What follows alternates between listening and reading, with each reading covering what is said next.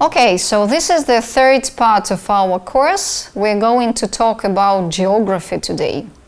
The United Kingdom spreads over the most part of the British Isles archipelago and includes the island of Great Britain, the northeastern 1/6 of the island of Ireland, and some smaller surrounding islands. The UK lies between the North Atlantic Ocean and the North Sea, with the southeast coast only 35 kilometers off the coast of northern France, from which it is separated by the English Channel. Apart from the land border with the Irish Republic, the United Kingdom is surrounded by the sea.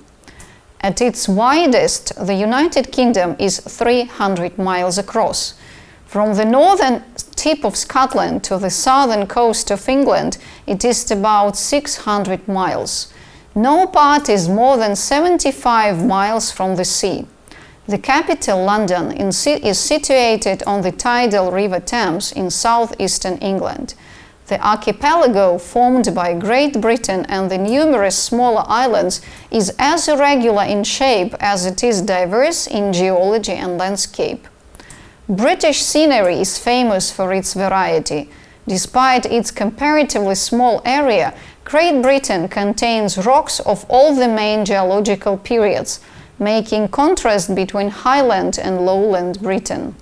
The new rocks, which are less resistant to weather, have been worn down to form lowland. They lie to the south and east, forming bands of hills which alternate with areas of lowland. The hills of lowland are formed of chalk and limestone. The agricultural plain of England lies to the Channel and the continent of Europe. The soils are deeper and richer here than in Highlands. The climate is drier and better suited to farming.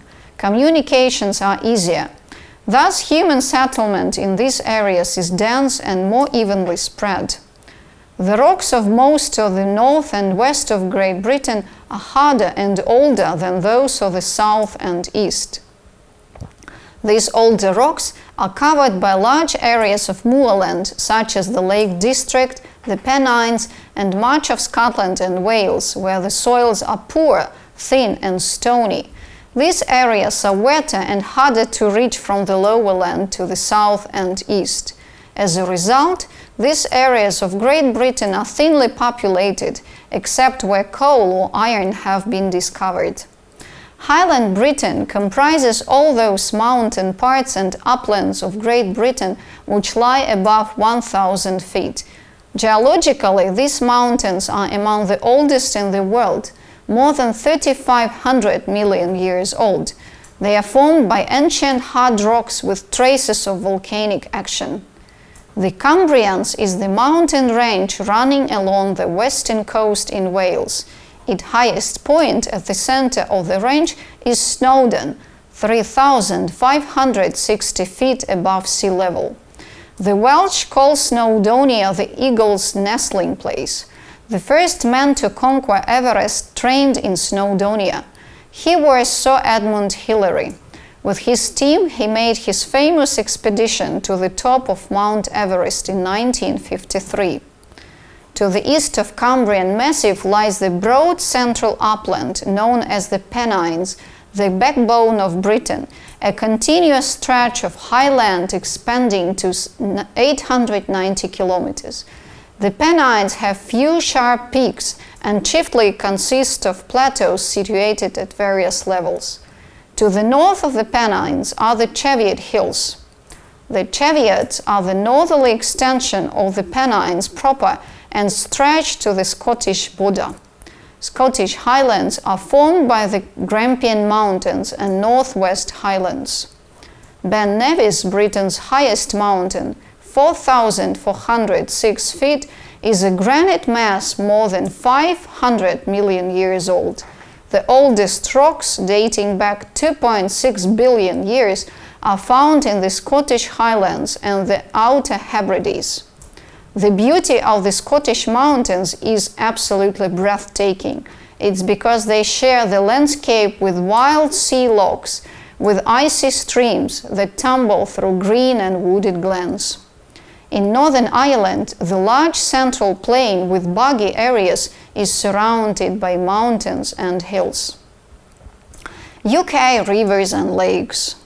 Rivers not only help make the British landscape picturesque and vibrant, they have been crucial for the growth of towns and cities, providing fresh water for drinking and farming, and for business and transport over centuries. Being a relatively small island, the UK's rivers are not very long. The longest river in the UK is the River Severn, just 354 kilometers in length.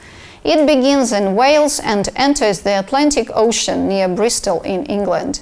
Other major rivers include the Thames, which flows through Oxford and London, and the Trent and Mersey rivers, which drain rainfall from large areas of central England. Among the most important rivers in the UK is the Thames, which flows into the North Sea. Its length is just 346 kilometers, but it is the deepest river in Britain. It is navigable as far as the capital of Great Britain, London. The river was biologically dead in the 1950s, but changing land use together with improved pollution control have brought dramatic improvements in the quality of the water and a renewed abundance of fish. The UK has many beautiful lakes in all the 4 constituent countries. Many of the UK's most picturesque lakes are in Scotland, in the Scottish Highlands, in Snowdon National Park in northern Wales, and the Lake District in northern England. The UK's largest lake is Loch Ness in Northern Ireland. The largest natural lake in England, Windermere, is the main tourist destination in the Lake District, thanks to both its position at the edge of the national park and its immense beauty. The lake is 6.8 kilometers long, 1.6 kilometers wide, and 66 meters deep. It is surrounded by picturesque towns, winding paths, towering hills, and lush woodland. The largest lake by volume in the UK is Loch Ness in Scotland at 7.3 cubic kilometers. Loch Ness contains more fresh water than all the lakes in England and Wales combined.